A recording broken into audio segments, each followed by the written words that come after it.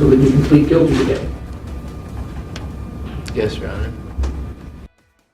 It's one of the first times we hear the voice of T.J. Lane as he pleads guilty to the murders of 3 of his classmates. One of the survivors, Nick Walczak, sat in a wheelchair in the back of the courtroom for today's hearing. Good evening, I'm Danita Harris. And I'm Lee Jordan. Last October, Lane originally entered a plea of not guilty by reason of insanity. But today, he changed his answer as part of a plea deal that Chief Investigator Ron Regan first learned about last week. Well, today's guilty plea was a painful reminder of what happened a year ago. It was painful for families and for victims, like the young man who showed up in the courtroom in a wheelchair, the young man who was shot by T.J. Lane. Relying on a wheelchair, 18-year-old Nick Walczak continues rehabilitation from his own gunshot wounds a year ago.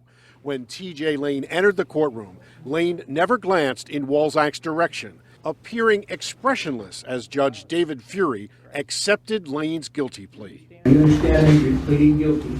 You want to plead guilty to the 3 aggravated murder charges with 3 firearm specifications. Yes, Your Honor. Lane's parents were in the courtroom, as well as his aunt and his grandparents. All declined to comment. And Lane was repeatedly asked by the judge if he understood the guilty plea he was entering. Now, you understand that if a sentence of life without parole is imposed, you will remain in prison until your own death? Yes. Also in the courtroom, the parents of 16-year-old Daniel Parmentier and 16-year-old Demetrius Yulin, both shot to death by Lane. Defense attorney Ian Friedman said it was Lane's decision alone to plead guilty. TJ's plea of guilty is a complete admission to each and every element of each and every charge, every crime. TJ has made it clear that he will not seek to mitigate what has been done. Prosecutors are hoping today's plea brings closure. It is the same result that we would have expected had we had a jury trial. So today's plea accomplishes what we wanted to accomplish at the outset, which was to see that justice was done. It puts this matter in the hands of the judge, and it will be up to the judge to fashion a sentence that is just and appropriate given the tragic circumstances in this case. And Lane's sentencing is scheduled for March 19th. The least he could get is 26 years to life. The maximum would be life in prison without the chance for parole.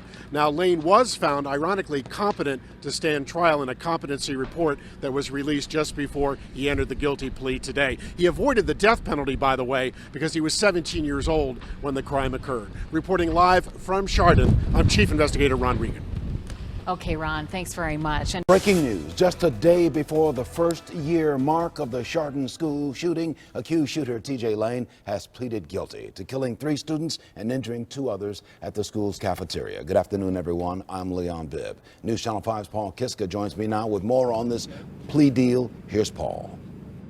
That's right. Hello, Leon. Good afternoon to everyone. Here's the facts as they stand here in Chardon this morning at the Geauga County Courthouse. 18-year-old T.J. Lane just pleaded guilty to 3 counts of aggravated murder, 2 counts of attempted aggravated murder, and 1 count of felonious assault. All those come with gun specifications as well. He could get up to life in prison without parole. He'll be officially sentenced by Judge Fury March 19th. This is video of T.J. Lane walking into the courtroom, a green button-down shirt, his hair, his head cleanly shaved. Again, he could get up to life in prison without parole. Judge Fury asked T.J. Lane at one point if he understands, if he is sentenced to life in prison without parole, that he will die in prison. Lane simply replied yes.